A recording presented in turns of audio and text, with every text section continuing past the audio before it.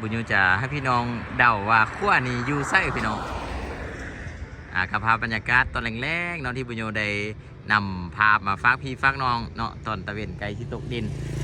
นี่เลยพี่น้องเลยโอ้เป็นภาพที่งามไล่เนาะตะเวนอยู่ที่ขั้วแห่งหนึ่ง ครับกับบรรยากาศยามแรงพี่น้องเอ้ยอยู่ที่นี่เลยให้พี่น้องเดาก่อนเนาะดิฉันบุญโยกาเป็นคนหนึ่งที่อยู่สัญญบุรีเนาะก็เลยอยากนำเสนอเรื่องราวของสถานที่แห่งหนึ่งคือแห่งนี้เลยพี่น้องเนาะบุญโยจะถ่ายภาพให้พี่น้องในเบื้องภาพอมหอบเนาะเกี่ยวกับขั้ว เป็นขั้วข้ามสัญญบุรีจุดบานซี่เมืองนาไฮพี่น้องซี่เมืองนาไฮเนาะจากได้กับบุญโยซีพาพี่น้องไปเบิ้งพาบรรยากาศเลยโอ้มีเด็กๆแลนลิ้นเนาะโอ้ตอนนี้ไฟกำลังไตแต่ว่าแสงตะเวนเขาบอกเขารู้สึกว่ามันมืดลงไล่พี่น้องแต่ว่าเป็นภาพที่งามไล่ได้บุญอยู่ว่าพี่น้องมีความคิดเห็นเป็นอย่างไรเนาะในการที่เขามาเบิ้งจะสามารถมีคอมเมนต์ได้พี่น้องงามไล่ภาพงามไล่เป็นวิถีชีวิตหนึ่งเนาะของพี่น้องสัญญบุรีกำลังคำปล่อยคำยำแรงพี่น้องบรรยากาศอยู่ที่น้ำหุ่งเนาะน้ำหุ่งสัญญบุรีผู้ใดที่เข้ามาแล้วมีความคิดเห็นไม่ได้สามารถคอมเมนต์ไว้ได้พี่น้องอันนี้เป็นสายน้ำหุ่งเนาะเป็นแม่น้ำสายหลักของสาวสัญญบุรีเลยจุดที่พวกเขายืนอยู่นี้ก็เป็นขั้วข้ามน้ำหุ่ง หลายคนก็สิเคยเห็นแต่นะพี่น้องเนาะเคยเห็นเคยเบิ้งบุญโยมาตลอดที่จริงตะเวนเมื่อกี้แจ้งพี่น้องเลยแต่ว่าเนื่องจากมันลงต่ำไล่เนาะลงต่ำไล่แล้วก็เลยเห็นให้ตะเวนนี่บังไปนิดนึงเห็นให้มันบ่แจ้งปานได้เพราะว่าย่ำนี้ก็เป็นย่ำช่วงย่ำแรงได้นะพี่น้องย่ำแรงเราเห็นให้มีเมฆอย่าบ่แม่นเมฆมีเขาจะเอิ้นว่าควันนะควันจากการจุดให้บ่หรือว่าไฟไหม้ป่าบ่จังซี่เนาะอันนี้เป็นช่วงย่ำแรงเป็นจังซานพี่น้องฉะนั้นก็เป็นภาพที่งามพี่น้องเป็นภาพที่งามถ้าเขาเลี้ยวมาทางนี้ก็จะเป็นภูผ้าเห็นบ่บรรยากาศออมหอบเลยถือว่างามไล่แหละเนาะน้ำหุ่งยำแรงพ่อแม่ประชาชนกับใส่ขั้วนี่ข้ามไปข้ามมาคือประโยชน์กับมาเล่นอยู่นี้เนาะมาท้าทายภาพงามๆให้พี่น้องได้เบิ่งแต่ว่าหลังจากที่ตะเวนไกลชิตกปั๊บมันมืดเลยพี่น้องมันคล้ายๆว่ามันบังคือประโยชน์เบาแหละเนาะเลือดแต่น้อยเดียวเท่านั้นเห็นบ่ตะเวนเนี่ยนะที่จริงว่าที่ไทยภาพตะเวนตุกดินแบบงามๆมาพี่น้องเบิ่งแต่กับผมเป็นยังพี่น้องเนาะก็ถือว่าเป็นภาพบรรยากาศที่ประโยชน์นำมาฝากพี่ฝากน้องเนาะผู้ใดเข้ามาแล้วเนาะยังบ่ทันได้ติดตามบุญโยก็กดติดตามไว้เดี๋ยวบุญโยสิให้พี่น้องได้เบิ่งบรรยากาศอยู่แคมป์นี้ก่อนอยู่ทางลุ่มนี้ถ้ามามีป่าบ่พี่น้องมีป่าบ่เมื่อกี้บุญโยมาพกเบิ่งมีเด้จะมีป่าตัวใหญ่เนาะป่าใหญ่ป่าเบิ่งน่าจะเป็นป่าในหรือป่าปาร์กนี่แหละเนาะอยู่ทางเบื้องเทิงนี่นะบุญโยมาเบิ่งเมื่อกี้เนี่ยเห็นนั่นป้าตัวบักใหญ่พี่น้องเว้ยแต่ว่าบนนี้ใจว่ากองเขาสิซูมเขาไปเห็นได้บ่เบิ่งเดียวเด้อพี่น้องเด้อบุญโยสิค่อยจับภาพให้พี่น้องได้เบิ่งแต่ว่าเนื่องจากน้ำเลิกจากน้อยเนาะเห็นพอเป็นล่างๆแต่ว่าเบิ่งด้วยตาเป้าเห็นพี่น้องเบิ่งด้วยตาเป้าเห็นวางก้อนท่านบุญโยซองเบิ่งนี่เห็นแท้ก่อเพราะว่าตะเวนมันก็ยังแจ้งอยู่เสียนะเนาะพี่น้องเนาะนี่เห็นบ่ป่าเหลือมนี่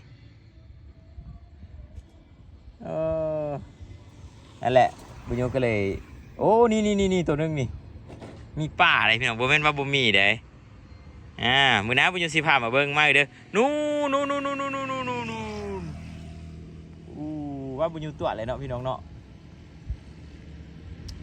ขึ้นมาลึกขึ้นมาหน้านำให้ได้เบิ่งเด้นะ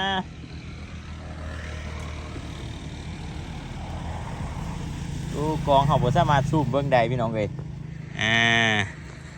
บ่เป็นบุญโยคิดตัวได้มีแท้เนาะมื้อหน้าบ่เชื่อถ้าผู้ใดที่บ่ได้มาเบิ่งเด้อเป็นป่าอยู่นี้เลยนี่เลยโอ้ไล่โต นี่นั่น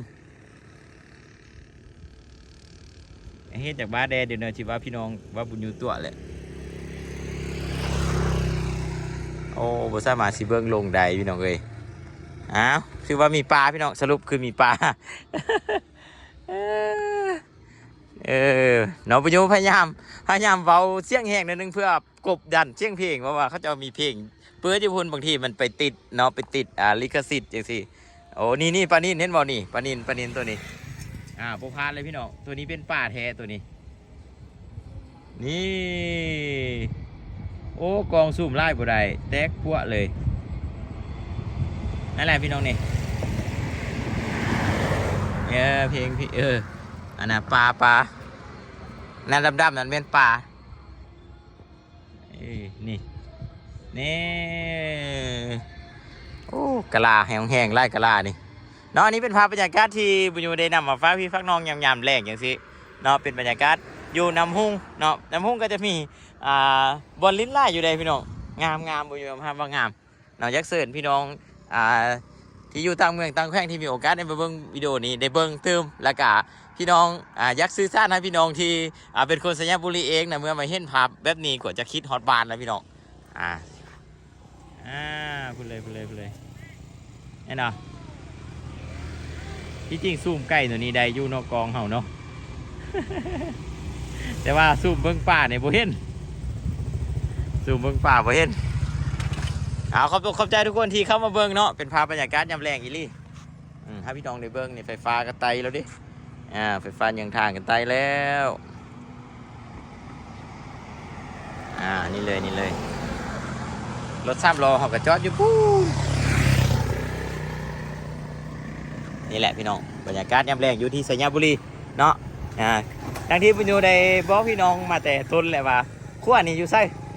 ขั้วนี่เป็นขั้วสัญญาบุรีขั้วข้ามน้ำหุ้งเนาะ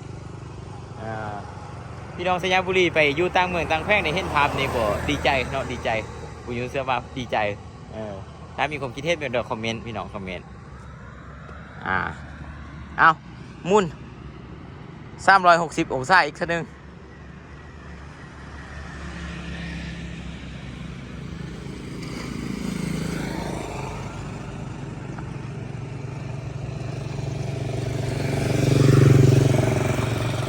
นี่ครบแล้วเอาสำหรับคลิปนี้บุญโยกาจะถ่ายให้พี่น้องเบิ้งคือจังสันเนาะเกี่ยวกับขั้วข้าม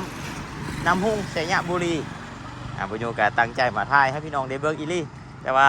ยักษ์ถ่ายตอนตะเวนไกลสิตกดินพัดตะเวนมันลงแล้วมันมืดเลยเนาะมันมืดเลยเนื่องจากขี้ฝุ่นแล้วก็ควันไฟนะพี่น้องควันไฟกะสิประมาณนั้นบายบายเด้อพี่น้องเด้อฝากกดติดตามกดไลค์กดแชร์บอกต่อให้พี่น้องหลายคนเข้ามาเบิ่งบรรยากาศที่บุญยูนำเสนอฮัน